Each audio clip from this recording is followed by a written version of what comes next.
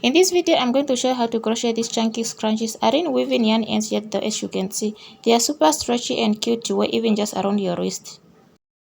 And since they are super easy and quick to make, I've actually made a bunch of them and I'm planning to go sell them at a craft market coming up next month.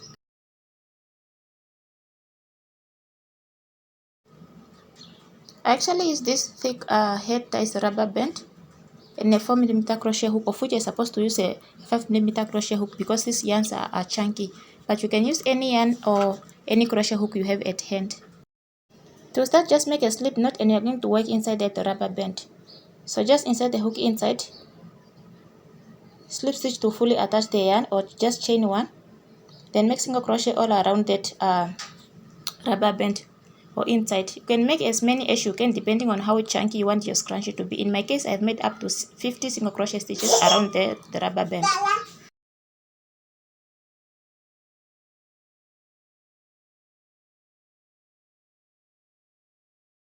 If you see that you're struggling to fit them in, just try to squeeze them together to create more space, so you can try to make as many single crochet stitches as you can around the rubber band. Just try to push them back together backward, in order to make as many single crochet stitches as you can.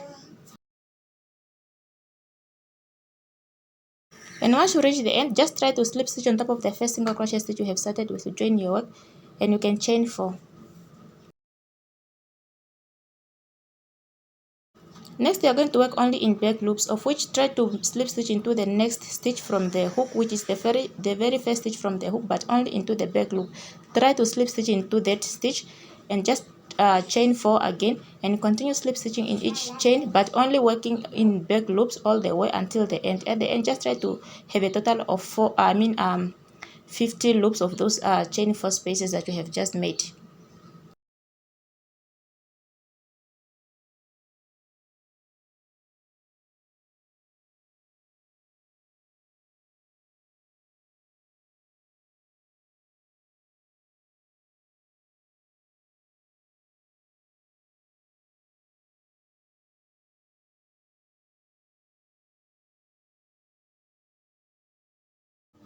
At the end, just try to slip stitch into that first chain 4 space you have started with to join your work. Now chain 4 again and slip stitch into the next chain 4 space you have previously created, and just mark that as the first chain 4 loop for you to keep track of your work.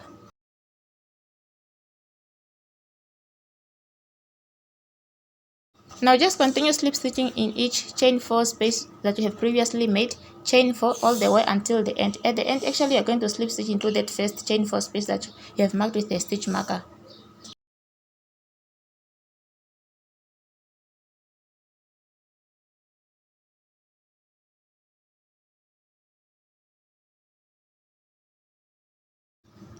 At the end, like I said, slip stitch into that first chain 4 space that you have previously created. Actually the first one, the one that you have marked with a stitch marker.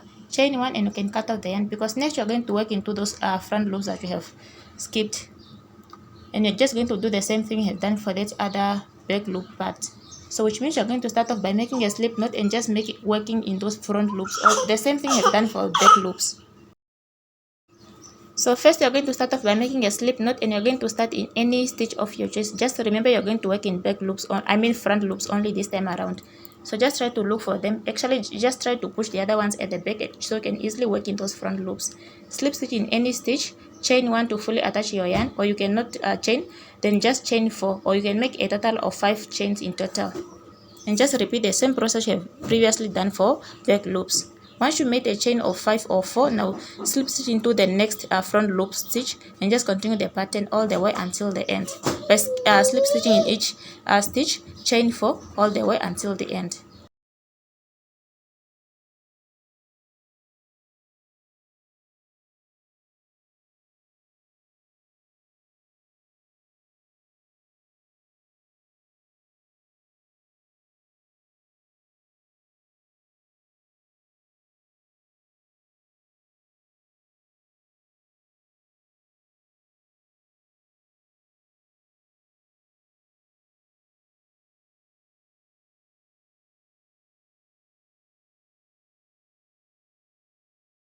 So just go ahead repeating the same process you have done for back loops all the way until you have fully made your scrunchie.